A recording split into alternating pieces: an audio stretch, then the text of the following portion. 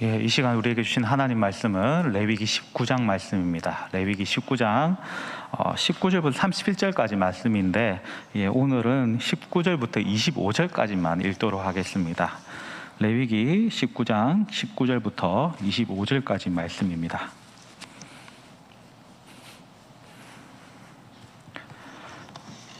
제가 한 절, 여러분들 한 절 교독하시겠습니다. 너희는 내 규례를 지킬지어다. 내 가축을 다른 종류와 교미시키지 말며 내 밭에 두 종자를 섞어 뿌리지 말며 두 재료로 직주한 옷을 입지 말지며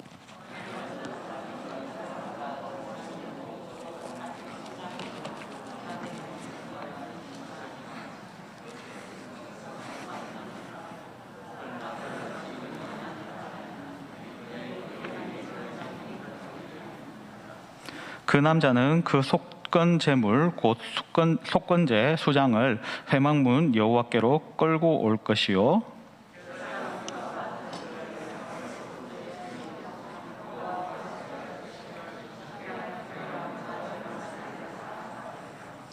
너희가 그 땅에 들어가 각종 과목을 심거든 그 열매는 아직 할례받지 못한 것으로 여기되 곧 3년 동안 너희는 그것을 할례받지 못한 것으로 여겨 먹지 말 것이요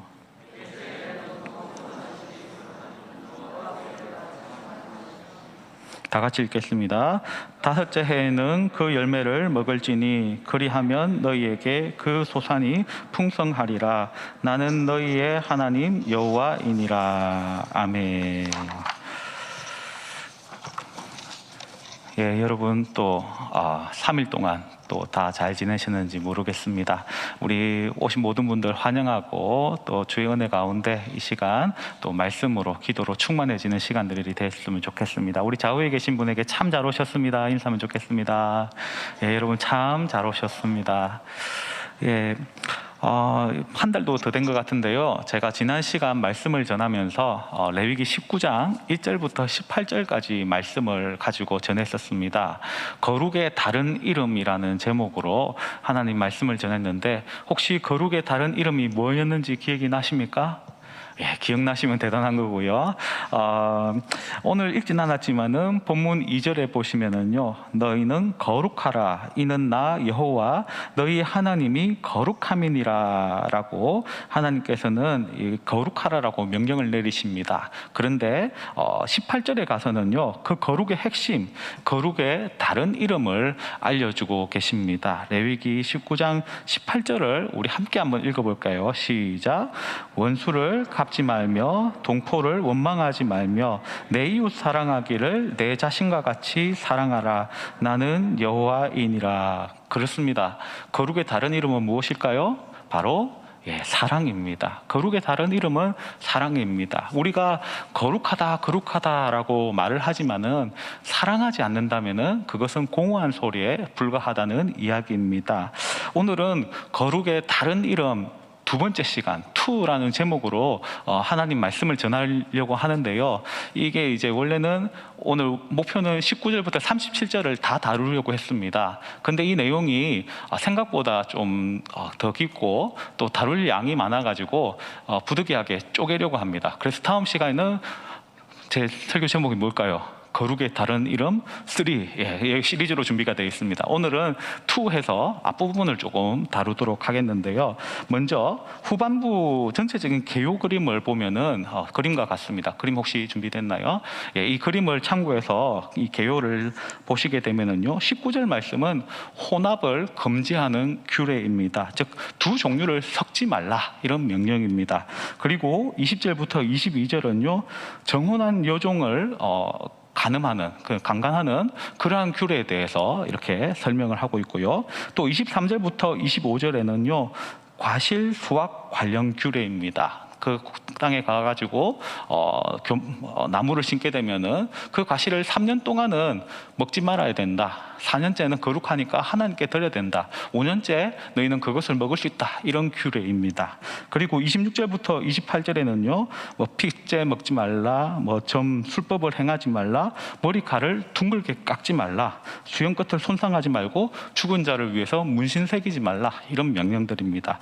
그리고 29절 말씀은요, 딸 매음 금지 명령입니다. 딸로 하여금 창녀가 되게 하지 말라, 뭐 이런 내용입니다. 그 밖에 이런 내용들이 쭉쭉쭉 나와 있습니다.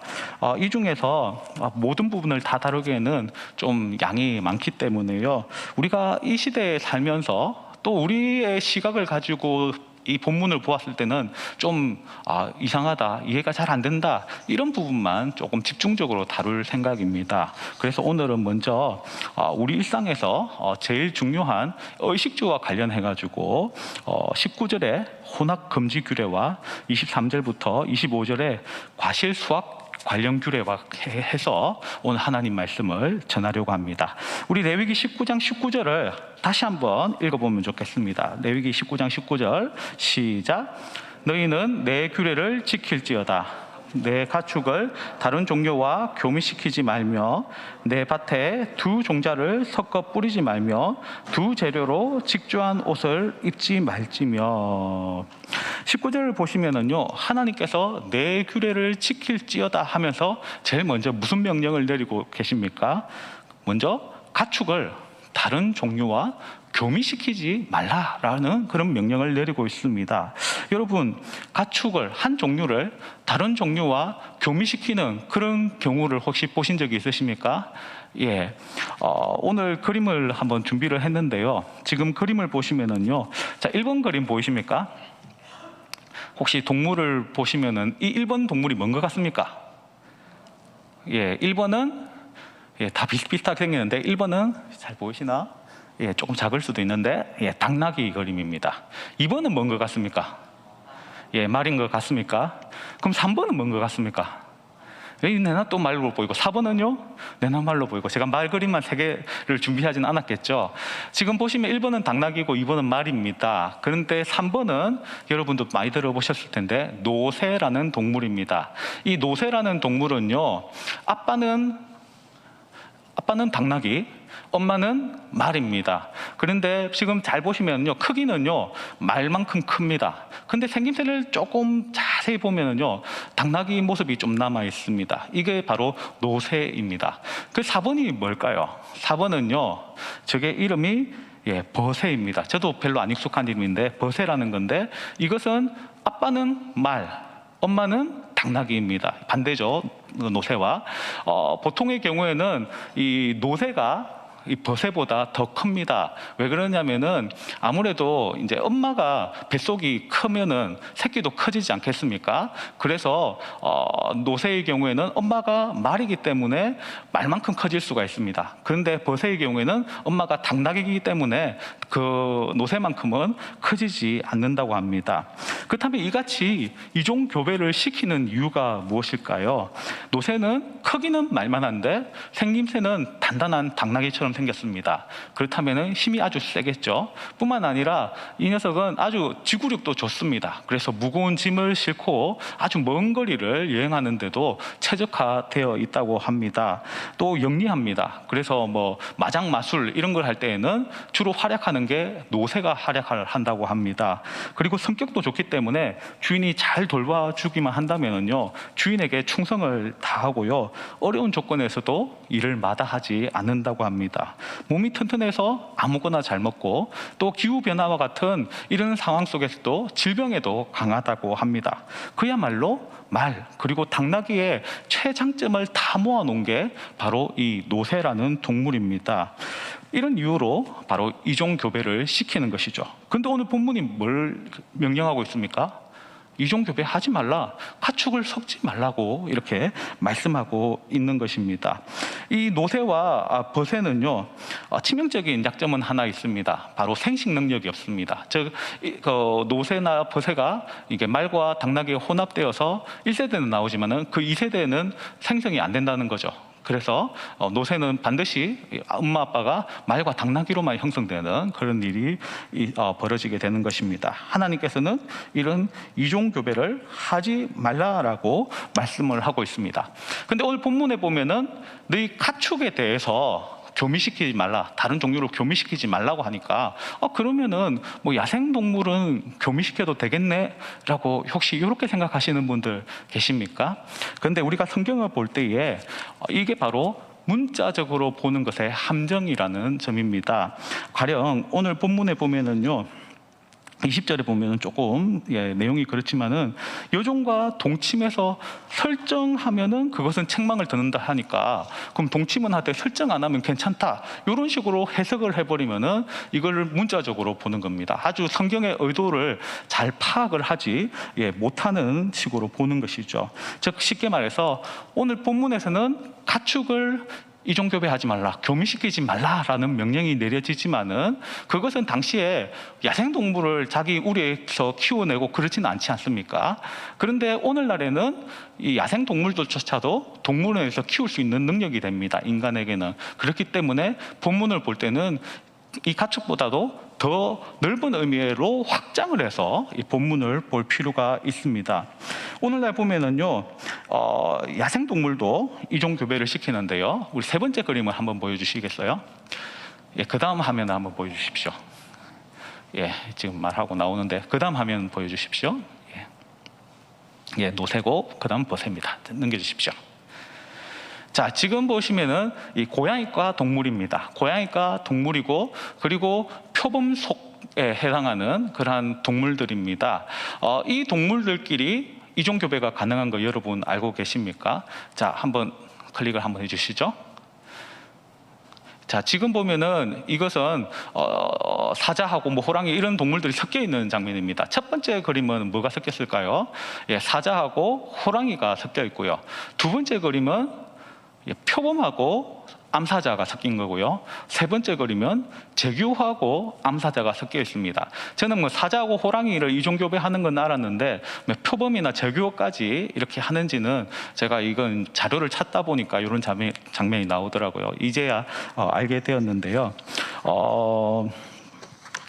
그 다음 그림 한번 보여주시겠습니까? 그래도 이제 우리에게 좀 알려진 동물은 이 사자하고 호랑이하고 이 교배를 했을 때의 그러한 동물입니다. 이 숫사자하고 암호랑이가 만나면은, 숫사자가 영어로 뭡니까? 라이온이죠. 아빠 성이 뭐죠? 라시죠, 라시. 그러다 보니까 이 애기 이름이 라시를 따라가 가지고 라이거가 됩니다. 라이온, 타이거 해서 라이거가 됩니다.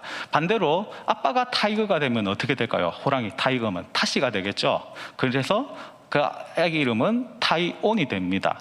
이처럼 라이거나 타이온이 있는데, 이런 이종교배를 생길 때에 약간의 이 두 종자는 엄마 아빠가 한쪽은 사자고 한쪽은 호랑이인데도 불구하고 전혀 다른 종자가 나오게 된다고 합니다. 보시다시피 라이거 같은 경우에는 아주 거대해집니다. 그 이유가 뭐냐면은 숫사자에게는 이 부풀리는, 그러니까 크게 만드는 그런 생식세포가 있는 반면에 암사자에게는 그것을 억제하는 생식세포가 있습니다. 그런데 암호랑이에게는 그것이 없기 때문에 숫사자에게와 암호랑이가 교미하게 되면은 즉 쉽게 말해서 그것을 성장을 억제하는 게 없어가지고 엄청나게 커지는 동물이 된다는 것이죠. 자, 클릭 한번 해주시겠어요? 자, 이게 바로 라이거의 크기입니다. 지금 가운데 화면을 보시면은요, 일반 호랑이에 비해서도 엄청나게 덩치가 큰, 적어도 1.5배에서 한 2배 정도 되는 것을 볼 수가 있습니다. 너무 덩치가 크다 보니까 이 암호랑이가 뱃속에 이 라이거를 이렇게 베고 있으면요, 배가 터질 것 같이 견딜 수 없을 정도로 커져버린 겁니다. 그래서 보통의 경우에는 제왕절개를 이렇게 하게 된다고 합니다. 이렇게 이종교배를 하는 동물들은요, 큰 문제점이 있다고 합니다. 대부분 신경학적인 결함이 있고요, 관절염이 있고요, 장기 부전이 있고요, 또 여러 질병으로 시달리다가 조기에 사망을 한다고 합니다. 또 생식 기능은 또 역시 없습니다. 현재는 이제 온난화라든지 이런 기후 변화로 인해 가지고 서식 환경이 동물들이 바뀌었습니다. 그래서 예전에 북극에 살고 있는 북극곰과 그리고 캐나다 북쪽에 있는 그레즐리하고 이제 혼합을 하는 이종교배가 자연적으로 일어나고 있는데, 그런데도 불구하고 대부분의 이런 이종교배는요, 인위적으로 인간의 욕심으로 90% 이상이 그러한 형식으로 만들어내고 있다고 합니다. 그런데 그 과정 속에서 많은 동물들이 유산을 당합니다. 뿐만 아니라 신생 때에 다 죽어가는 경우가 많고요. 살아남는다 할지라도 질병에 시달리는 경우가 많다고 합니다. 단명하게 되고요. 결국에는 인간의 욕심으로 말미암아서 이 동물들이 고통을 당하게 되는 것이죠. 그렇다면은 하나님께서는 이 같은 이유 때문에 오늘 본문 말씀을 주셔서 가축을 서로 다른 종자와 교미시키지 말라라는 그런 명령을 주고 계시는 것일까요? 그러면은 만약에 그런 의도라면은 지금 나와 있는 이러한 동물들, 그러니까 타이곤이라든지 또 라이거 같이 결합을 했을 때에 문제가 생기는 동물 말고 노새와 같은 동물들은 그러면은 그때 당시에도 허용되고 이렇게 이종 교배를 시켜도 된다는 그런 말씀일까요? 그런 뜻이 아니라는 것입니다. 성경은요, 항상 문맥을 통해서 본문의 의도를 밝혀내는 것이 필요합니다. 이 본문의 의도를 밝히기 위해서 19절 말씀 뒷부분도 한번 보시면 좋겠습니다. 이어서 보시게 되면은 이렇게 말씀합니다. 내 밭에 두 종자를 섞어 뿌리지 말며 두 재료로 직조한 옷을 입지 말지며. 이 비슷한 말씀으로 신명기 22장 9절 말씀이 있는데요. 내 포도원에 두 종자를 섞어서 뿌리지 말라라고 명령을 합니다. 즉 이런 식으로 동물뿐만 아니라 식물도 두 종류를 섞어서 이렇게 재배하지 말라라고 말씀을 하고 계십니다. 또 두 재료로 직조한 옷을 입지 말라고 하시는데요. 지금 제가 아주 핑크빛 예쁜 와이셔츠를 입고 있습니다. 이 와이셔츠는 면이 40% 그리고 폴리에스터가 60%가 들어 있습니다. 면만 있으면은 구김이 심하지 않습니까? 그런데 폴리에스터가 있어서 잘 펴지고요. 그리고 통풍이 잘 납니다. 뿐만 아니라 폴리에스터만 있으면은 많이 거칠 텐데 면 때문에 부드럽기도 합니다. 이와 같이 두 재료가 섞임으로 말미암아서 그 장점으로 말미암아서 더 좋은 옷이 되었습니다. 그런데 오늘 본문 말씀대로 할 것 같으면 이런 옷 만들어서는 안 되는 것입니다. 오히려 이런 옷이 있다면은 불신자 갖다 줘버려야 되는 것입니다. 이와 유사한 금지 명령이 신명기 22장 5절 그리고 9절 11절에 나오게 되는데요. 신명기 22장 5절에 보시면은 여자가 남자의 의복을 입어서는 안 된다. 또 반대로 남자도 여자의 옷을 입어서는 안 된다라고 명령을 하고 있는데, 이렇게 하는 사람에 대해서는 하나님은 가증한 자다라고 말씀을 하고 계십니다. 결국 이 말씀을 볼 때에 이 두 종류를 섞는다는 것은요, 하나님께서 창조 때에 구별해 놓으신 그 질서, 이 창조의 질서를 마구마구 섞어버리는 그런 혼합으로 간주하고 계신다는 것을 우리는 알 수가 있는 것입니다. 신명기 22장 9절부터 11절은요, 두 종자를 섞어서 이 포도원에 섞어서 이렇게 뿌릴 경우에는요, 하나님께서 이것을 용납하지 아니하시고 포도원의 소산을 다 빼앗아 버리실 것이라고 경고까지 하고 계시는 것입니다. 하나님께서 혼합을 금지하는 이유는요, 아마 창조의 질서들을 무너뜨리는 그런 행위이기 때문에 이와 같은 명령을 내린 것으로 보입니다. 그런데 이것보다도 더 근본적인 이유가 있습니다. 바로 이 거룩의 속성 때문입니다. 거룩이라는 것은 구분되는 것입니다. 바로 그 구분됨을 위하여서 이 명령을 내리고 계시는 것입니다. 하나님께서는 자기 백성이 이방 세상과 구분되기를 원하십니다. 혼합되기를 원치 않으시는 것입니다. 그래서 하나님께서는 우리가 먹는 것, 그리고 우리가 입는 것, 우리의 생활 속에서도 늘 이런 것을 의식하면서 살아가기를 원하고 계시는 것입니다. 항상 먹을 때, 입을 때에도 우리가 혹시 세상과 혼합되진 않는가, 이 혼합에 주의하고 거룩을 의식하면서 살아가기를 원하시는 것입니다. 그래서 동물과 식물, 그리고 입는 것에 있어서도 함부로 섞지 말라라고 본문에서 명령을 내리고 계시는 것입니다. 그렇다면은 이 말씀을 오늘날 우리에게는 어떻게 적용할 수 있는 것일까요? 두 옷감을 지은 이 와이셔츠, 제가 당장 벗어서 저기 구딜 같은 데다가 갖다 줘버려야 하는 것일까요? 또 두 종자로 교배해서는 안 된다라고 이렇게 말씀하고 있는데 GMO라고 하죠. 이와 같이 유전자로 또 결합을 하고 조작을 하고 이런 것들은 이 본문의 본문을 가지고 우리가 비판하고 비난하고 해서는 안 된다라고 말할 수 있는 것일까요? 그는 말씀드리지만은 우리는 율법의 성격을 좀 이해할 필요가 있습니다. 율법은 크게 세 부분으로 나뉘게 되는데, 대표적으로 도덕법이라는 것이 있습니다. 도덕법이 무엇입니까? 대표적으로 십계명으로 대표되는 것으로서 오늘날도 하나님의 뜻에 따라서 그 명령들을 지키고 준수해야 될, 오늘날도 하나님의 백성으로서 살아가야 갈 때에 지켜야 할 법들을 가리킵니다. 이게 바로 도덕법입니다. 반면에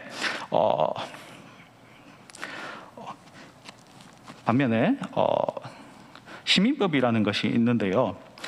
도피성 제도라는 게 우리 구약에 찾아보면은 있지 않습니까? 이 도피성 제도라는 것을 오늘날도 그러면은 도피성 만들어 놓고 우발적으로 살인한 사람들 도피성으로 피난시켜야 되냐? 그게 아니지 않습니까? 그 법이라는 것은 당시 그 이스라엘이라는 나라를 결성하고 그 나라를 유지시키기 위한 법으로서 그 법을 준 것입니다. 그래서 시민법도 우리가 오늘날 문자적으로 지켜야 되는 그런 명령들이 아닌 것입니다. 또 우리가 생각을 해야 될 것이 의식법이라는 것이 있습니다. 의식법은 제사 제도라든지 의식주와 관련된 법들이 의식법인데요. 이것은 예수님이 오실 것을 보여주는 그림자와 같은 그러한 역할을 하는 것입니다. 이 명령은요, 예수님이 오심으로 말미암아서 그 형식은 이미 폐지가 되었습니다. 즉 문자 그대로 준수할 필요는 없다는 것입니다. 아니, 그러면 오늘 본문은 어디에 해당하는 것일까요? 앞서 말한 것처럼 먹는 문제, 입는 문제, 의식법에 해당하는 것입니다. 그렇다면은 이 본문은 이미 폐지된 거 아닙니까? 그 형식을 따를 필요가 없다면서요. 이거 왜 우리가 공부해야 됩니까? 라고 우리가 질문을 던질 수가 있을 것입니다. 그런데 우리는 공부해야 합니다. 왜 그럴까요? 잘 들으셔야 되는데, 앞서 말씀을 드렸듯이 저는 이것이 그 형식이 폐지되었다고 말씀을 드렸습니다. 이 율법 자체가 폐지된 것이 아니라 그 형식이 폐지되었다라고 말씀을 드렸습니다. 즉 쉽게 말해서 이 말씀은 여전히 하나님의 말씀이고 여전히 우리가 마음에 새기고 준수해야 할 그러한 명령이라는 의미입니다. 어떤 부분에 있어서 우리가 이 말씀을 그러면 준수해야 될까요? 바로 이 말씀을 주신 하나님의 그 의도, 이 법의 본질에 우리가 주목을 하면서 그 정신을 따르고 우리는 지키고 또 그 명령을 준수할 수 있어야 하는 것입니다. 예수님께서 마태복음 5장 17절에서 나는 율법을 폐하러 온 것이 아니라 완전하게 하러 왔다라고 말씀을 하셨습니다. 즉 율법을 폐지한 것이 아닙니다. 도리어 그 형식과 껍데기를 벗어나서 그 율법의 본질, 알맹이를 완성하러 오셨다라고 말씀을 하신 것입니다. 율법의 형식이 뭡니까? 제사제도, 제의, 또 음식법, 정결법, 제사장 제도, 성전 제도, 이것이 바로 형식입니다. 그런데 그 형식은 모두 다 폐지가 되었다는 말씀입니다. 그렇지만은 제사의 본질이 뭡니까? 예배를 가리키지 않습니까? 헌신을 가리키지 않습니까? 그것은 준수해야 된다는 것입니다. 음식법의 본질이 무엇일까요? 바로 오늘 명령한 것처럼 거룩입니다. 거룩한 구별을 우리에게 교훈을 하고 있습니다. 정결법의 본질은 무엇일까요? 도덕적인 순결을 우리에게 가르쳐주고 있습니다. 제사장과 성전의 본질은 뭘까요? 우리에게 교회가 뭔지를 가르쳐주고 있습니다. 이 모든 것이 결국에는 예수님을 통해서, 예수 그리스도의 오심을 통하여서 완성되었다는 의미입니다. 이러한 관점에서 우리는 다시 이 본문을 보면서 그 의도, 그 본질이 뭔지 살펴볼 필요가 있다는 것입니다. 19절의 법은 먼저 거룩을 위해서 주어진 법입니다. 두 종류를 섞지 말라. 즉 그리스도인인 우리가 세상과 혼합되는 것을 항상 경계하면서 살아야 된다라는 그러한 명령이라는 것입니다. 고린도후서 6장 14절부터 16절까지 말씀은 이렇게 말씀합니다. 너희는 믿지 않는 자와 멍에를 함께 매지 말라. 의와 불법이 어찌 함께하며 빛과 어둠이 어찌 사귀며 그리스도와 벨리알이 어찌 조화되며 믿는 자와 믿지 않는 자가 어찌 상관하며 하나님의 성전과 우상이 어찌 일치가 되리요. 즉 우리가 먹는 것, 입는 것, 사는 것, 이 모든 것에 있어서 항상 세상과 혹시 혼합되지는 않았을까? 하나님 앞에서 우리가 거룩함을 잃지는 않았을까? 항상 의식하면서 하나님의 그 거룩을 붙들고 살아가야 한다는 것을 교훈하고 있는 것입니다. 아울러 오늘 그 19절의 말씀은요, 이 법은 하나님의 창조 질서를 향한 존중의 이러한 정신이 들어가 있습니다. 이종 교배를 하게 되면은 누가 이득을 봅니까? 인간이 이득을 봅니다. 반면에 그 대상이 되는 동식물들은 어떻게 되는 것일까요? 앞서 말씀드린 것처럼 고통을 당하게 됩니다. 질병이라든지 죽음이라든지 여러 고통을 당하게 됩니다. 그럼에도 불구하고 이것을 강행하는 이유가 무엇일까요? 좀 더 튼실한 가축을 얻기 위해서, 좀 더 많은 열매를 맺기 위해서, 좀 더 아름다워 보이기 위해서 이러한 것들을 강행을 합니다. 결국에는 인간의 욕심 때문이라는 것입니다. 이 욕심들은요, 하나님의 관점이 아닌 인간의 관점으로 세상을 보는 것이라고 할 수가 있습니다. 거룩은 그럼 무엇일까요? 인간의 관점을 내려놓고 하나님의 관점으로 세상을 바라보는 것 아니겠습니까? 그러므로 이 본문의 말씀은요, 하나님의 관점에서 봤을 때에 하나님의 그 질서를 파괴하고 피조물을 향하여서 여러 가지 고통을 주고 있는 그러한 행위들은 멈춰야 한다라는 것을 우리에게 교훈을 하고 있습니다. 인간의 욕심 때문에 동물을 비롯하여서 모든 피조물의 세계가 고통당하는 것이라면 하나님은 그것을 결단코 원하지 않으신 것을 우리는 의식해야 하는 것입니다. 그것이 인간에게 이득이 된다 할지라도 기꺼이 포기하는 것이 거룩이라는 내용인 것입니다. 이것은 또한 우리가 이 일을 강행하게 된다면 이는 사랑의 정신에도 위배되는 것을 알 수가 있습니다.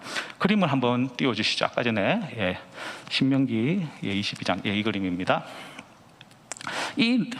이 표를 보시면은요,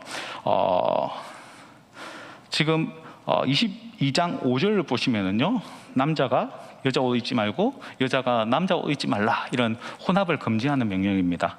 그리고 22장 9절부터 11절 말씀도 보면은 포도원에 두 종자를 섞어 뿌리지 말고 소와 나귀를 함께 경쟁시키면서 밭을 갈게 해서는 안 되고, 양털과 배실을 함께 짜서 옷을 만들지 말고, 이런 혼합을 금지하는 명령입니다. 이런 혼합을 금지하는 명령 가운데에 어떤 명령이 주어진 줄 아십니까? 참 신기한 명령인데요. 22장 6절부터 7절 말씀의 경우에는 어떤 사람이 이제 산에 가다가 알이나 새끼를 품은 새를 발견합니다. 그러면은 어떻게 할까요? 이거 잘 됐네 하고 둘 다 잡아가지고 집에 가지고 올 수가 있겠죠. 근데 둘 다 잡을 수 있는 이유가 뭘까요? 이 어미새가 새끼나 알을 버리지 못하기 때문에 잡는 거 가능하지 않겠습니까? 결국에는 어미의 사랑을 이용해가지고 둘 다 잡아버리는 것이죠. 그런데 하나님이 이거 옳지 않다는 겁니다. 그래서 어떻게 말씀을 명령을 하시냐면은 그 어미새는 반드시 놓아주고 그 새끼나 알만 취하도록 해라. 그래야면 내가 너에게 복을 주겠다라는 그 사랑의 명령, 짐승이라 할지라도 자비와 긍휼을 베풀라는 그 사랑의 명령을 내리고 계십니다. 그리고 22장 8절의 경우에는요, 집을 지을 때에 지붕에 난간을 만들어야 된다는 명령입니다. 왜 그럴까요? 이 난간을 설치 안 해가지고 사람이 혹시라도 발을 헛디뎌서 추락하면 크게 다치니까 이러한 부분들을 주의해라. 즉 이웃의 생명과 그들의 건강과 안녕에 대해서 신경을 쓰라는 그 사랑의 명령들이 혼합 금지 명령 가운데 들어있는 것을 볼 수가 있습니다. 즉 하나님께서는요, 이 피조 세계에 대해서 인간의 욕심 때문에 고통을 주는 것을 결단코 원하시는 분이 아니라는 것입니다. 오늘 본문을 문자 그대로 우리는 받아들이지는 않을 것입니다. 그리고 이 명령에 따라서 제가 당장 이 와이셔츠를 갖다 버린다든지 이런 일은 없을 것입니다. 그럼에도 불구하고 이 명령에서 주어지는 그 정신, 즉 우리가 혼합을 주의하고 뿐만 아니라 피조물 세계들을 향하여서 하나님의 창조 질서에 따라서 자비와 긍휼을 베푸는 것, 이것은 우리는 지키고 준수하고 이행해야 될 줄 믿습니다. 참으로 거룩의 삶을 삶으로 말미암아서 참으로 세상과 구분되는 삶을 살고, 더 나아가서 우리가 세상 가운데 또 더 나아가 피조물까지라도 그리스도의 사랑으로서 품어줄 수 있는 저와 여러분 되기를 예수님의 이름으로 축원합니다. 이어서 한 부분만 좀 더 보면 좋겠는데요, 바로 23절부터 25절까지 말씀입니다. 23절 말씀을 우리 함께 읽어주셨으면 좋겠습니다. 23절 말씀 시작.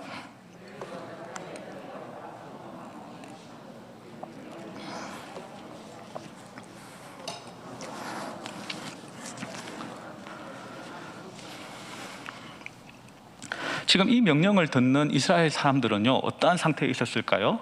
이 사람들은 아직까지 가나안 땅에 들어간 것은 아닙니다. 지금은 시내산, 즉 광야 가운데 있는 상태인데, 지금 얼핏 말씀을 들으니까 너희가 그 땅에 들어가서 과실나무를 심거든, 이런 이야기를 듣습니다. 얼마나 그것을 간절히 원할까요? 이 말씀을 들었을 때에 가슴이 설레었을 것 같습니다. 그런데 이 기대감과 달리 그것을 심지, 그런데 3년이 될 때까지는 그것을 먹으면 안 된다고 말씀을 하고 있습니다. 할례를 받지 못한 것처럼, 즉 이방인 취급을 하여서 그것을 부정하게 여겨서 그것을 먹으면 안 된다고 말씀을 하고 있습니다. 또 그렇게 하고 4년차가 되었을 때야 그 과실나무가 비로소 거룩해진다고 하는데, 그렇다고 해서 바로 먹을 수 있는 것도 아닙니다. 또 1년을 기다려야 되고, 그 4년차 과실나무는 온전히 하나님께 바쳐야 된다라고 명령을 하고 있습니다. 그럼 무엇을 의미하는 것일까요? 이 나무가 가서 심었는데, 이 나무가 언약의 범주 안에 들어올 때까지 인내하고 기다리라라는 그러한 명령이 되는 것입니다. 그리고 그 기다림 끝에 5년 차가 되었을 때에 비로소 그 거룩해진 그 과실을 이 백성들은 먹을 수 있게 되었던 것입니다. 그럼 하나님께서는 왜 3년간은 열매를 부정한 것, 할례를 받지 못한 것으로 취급하게 하신 것일까요? 이 많은 학자들이 이제 생물학적으로 접근을 합니다. 그래서 보통 과실나무들이 2년, 3년이 될 때까지는 온전히 이 열매가 많이 열리지도 못하고 아주 작은 열매가 맺히고 뭐 이렇다고 합니다. 제가 농사를 잘 몰라서 그러한 자료들만 제가 참고를 할 수가 있는데요. 그런데 하지만은요, 이렇게 접근을 해버리면은 단지 이제 나무를 보호하기 위해서 이 가실나무를 먹으면 안 된다, 이렇게 될 가능성이 높습니다. 우리가 조금 생각해야 될 것은 그 가나안이라는 그 땅의 배경을 좀 생각을 해볼 필요가 있는데요. 가나안 사람들이 우상을 섬길 때에 어디에서 주로 이렇게 우상 숭배 행위를 하는 줄 아십니까? 바로 나무 아래에 가서 이러한 일들을 하게 됩니다. 결국에는 하나님께서는 이 3년의 기간 동안에 그 나무를 더 정결하게 하여 주심으로 하신다는 것을 우리는 더 염두에 두고 볼 필요가 있는 것입니다. 결국에는 이 말씀이라는 것이 하나님 앞에서 거룩, 구별성을 동일하게 가르치고 있다는 것을 우리는 인지할 필요가 있습니다. 동시에 하나님께서는요, 이스라엘 백성이 이 새롭게 들어간 가나안 땅에서 아주 세심하게 그들의 영적인 상태를 점검해야 한다는 것을 보여주기 위해서 이 말씀을 보여주고 있는 것입니다. 즉 좋아 보인다고 해서 무턱대고 그것을 먹으려고 해서는 안 된다는 것입니다. 자기가 원하는 것이라고 해서 자기의 취향대로 그것을 취해서는 안 된다는 것입니다. 내가 볼 때에 아직 4년도 안 됐고 3년 차 됐을 때에 열매가 제법 열리고 괜찮고 따먹어도 괜찮겠는데 해서, 그렇다고 해서 그것을 마음대로 먹어서는 안 된다는 것입니다. 그것은 마치 에덴 동산에서 아담과 하와가 선악과를 따먹는 것, 그것을 반복하는 일이라고 볼 수가 있는 것입니다. 결국 이 말씀은 무엇을 가리키는 것일까요? 하나님 앞에서 기다리는 것, 곧 하나님 중심의 삶을 교훈한다라고 볼 수가 있습니다. 혹시 이 본문 23절부터 25절 말씀을 보시면서 생각나는 혹시 책이라든지 이야기 있으신가요? 예전에 한 십몇 년 전에 저도 선교지에서 읽은 적이 있는 책이 있는데요, 파인애플 스토리, 파인애플 이야기라고 혹시 여러분 들어보시는지 모르겠습니다. 그 이야기에는요, 더치 뉴기니아에 7년 동안 사역을 했던 선교사님의 이야기가 기록이 되어 있습니다. 이 선교사님은 뉴기니라는 그 섬이죠. 그 정글에서 원주민 사역을 하시는 그런 분이었습니다. 그런데 이 파인애플이 먹고 싶은 겁니다. 그래서 묘목을 구해가지고 원주민한테 시켜서 이 묘목을 좀 이게 심어달라라고 부탁을 했습니다. 그리고 이제 이것이 열매를 맺히기를 기다렸는데요. 3년째가 되자 이제 열매가 맺혀가지고 먹음직스럽게 따먹을 수 있을 정도로 열매가 맺힌 겁니다. 아, 저거 조금만 더 익어서 따먹어야 되겠다 이렇게 생각을 했는데 어느 날 보니까 열매가 없는 겁니다. 어떻게 되었을까요? 그것을 심었던 원주민이 그 열매를 익는 족족 다 따서 가져가 버리는 것입니다. 이에 선교사가 화가 나가지고 내가 이것은 내 것이다, 당신에게 품삯을 주지 않았느냐 하는데 그 사람이 살살 쪼개면서 하는 말이 정글의 법칙이 있는데 정글의 법칙은 심는 사람이 주인이다라는 겁니다. 그리고 그 사람들에게는 품삯이라는 개념 자체가 없는 겁니다. 그래서 아무리 설명을 해도 그 사람들은 이건 내 거 맞으니까 가져가겠소 하면서 계속 파인애플을 따가는 겁니다. 그래서 선교사가 너무 화가 나가지고 이거 자기의 것을 가져가는 것에 대해서 화가 나니까 결국에는 그 주변에 사나운 세프트 개를 탁 해서 경비를 시키고요. 또 자기 선교사가 운영하는 뭐 상점이라든지 의료기관이라든지 이런 문들을 다 닫아버리는 것이었습니다. 그렇게 하자 원주민들은 하나 둘씩 선교사 주변을 이렇게 떠나기 시작을 해서 결국에는 선교사가 분명 선교를 위해서 그 땅에 갔는데 원주민은 하나도 없고 자기 혼자 덩그러니 남는 그런 일이 벌어지게 되었습니다. 이후 이 안식년이 되어서 이 선교사님이 기구를 하고 한 세미나에 참석을 하게 되었습니다. 그 세미나에서는요, 우리가 가진 모든 권리를 하나님께 드려야 한다 이런 교훈을 받게 되는데 선교사가 그것을 깨닫게 되었습니다. 그 선교사는 희생이라는 자기에게 있어서 가장 귀중한 것을 포기하는 것이구나 라는 것을 깨닫게 되고 그것을 마음판에 새기게 되었습니다. 그리고 다시 이제 정글로 돌아갔습니다. 그리고 이전에 자기가 집착을 했던 이 파인애플을 하나님께 드리기로 결심을 했습니다.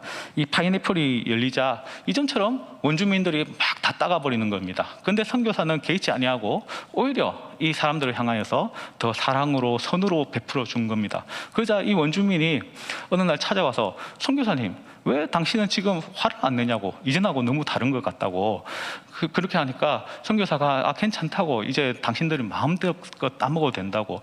그러니까 이제야 비로소 당신이 그리스도인인 것 같다 그러면서 이전에는 막 화를 내고 이랬는데 지금 그리고 사랑하라고 그렇게 소리를 치면서 당신에게서 그런 모습을 전혀 볼 수가 없었는데 이제는 당신이 그리스도인 같다면서 인정하기 시작을 했습니다. 그러면서 왜 화를 안 내냐고 하니까 이 선교사가 이 파인애플을 내가 하나님께 드렸기 때문이다 라고 대답을 했습니다. 그러자 이 원주민이 깜짝 놀라면서 뭐? 그러면은 이 파인애플이 하나님 것이라고요? 그러면은 우리가 지금껏 하나님 것을 훔쳐갔단 말입니까? 하면서 자신들의 문제점, 힘들었던 이야기들을 하기 시작을 했습니다. 아하, 그것 때문에 우리가 돼지 사냥을 갔을 때에 돼지를 잡지 못했군요. 아, 그것 때문에 아이들이 병들었군요. 아, 그것 때문에 아내가 아이를 낳지 못했군요. 아, 그것 때문에 고기가 잡히지 않았던 것이군요. 이 파인애플이 하나님의 것이라면 더 이상 우리가 훔쳐가지 않겠습니다 라고 이야기를 했습니다. 그 선교사는 웃으면서 이 파인애플을 원주민에게 나누어 주었습니다. 그 이후 선교사님이 성경을 읽다가 이전에는 그냥 무심코 읽었던 본문인데 이 본문, 바로 오늘 본문 읽었던 23절부터 25절 말씀을 탁 보면서 무릎을 탁 치게 되었습니다. 이것이 무엇입니까? 3년 동안은 할례 받지 못한 것으로 여기고 그 이후에는 거룩하게 하나님께 드리고 5년차가 되어서야 이것을 내 것으로 삼을 수 있다라는 이 말씀, 즉 이 말씀 속에서 나의 계획, 재산, 친구, 의견, 명성 이런 것들을 다 우리가 물론 가지지 말라는 말이 아니라 이 모든 것이 하나님께 속했음을 인정하면서 살아가야 하는 것이구나라는 것을 깨닫게 되었던 것입니다. 결국 이 말씀은요, 우리에게 속한 이 모든 것이 하나님의 것입니다. 하나님 중심으로 살아가라는 그 명령인 것입니다. 우리의 권리를 우리가 하나님 앞에 드릴 때에 우리 하나님께서는 그보다 훨씬 더 풍성한 것으로 우리에게 갚아주실 줄 믿습니다. 거룩이 무엇입니까? 세상과 구별되고 하나님께 속하는 것입니다. 그것이 바로 거룩입니다. 우리의 먹는 것, 입는 것, 의식주에 있어서도 세상과 구별되고 하나님께 속하는 그런 삶을 살아가야 하는 것입니다. 바로 하나님을 의식하고 하나님 중심으로 우리는 살아가야 하는 것입니다. 이 본문에서는 농사 짓는 것으로 표현되어 있는데 우리는 우리의 경제 생활에 있어서도 하나님 중심으로 살아가야 하는 것입니다. 눈앞에 이것이 당장 이득이 된다 할지라도 이 내 욕심이 그것을 이것을 반드시 찾아야 되겠다라고 소리치고 있다고 할지라도 그 모든 것을 내려놓고 나의 먹고 입고 사는 이 모든 것의 주인은 하나님이십니다라고 고백하면서 살아갈 수 있어야 하겠습니다. 세상과 구별되어서 거룩히 나의 모든 것을 주님께 드릴 수 있는 거룩한 주의 백성 되시기를 예수님의 이름으로 축원합니다.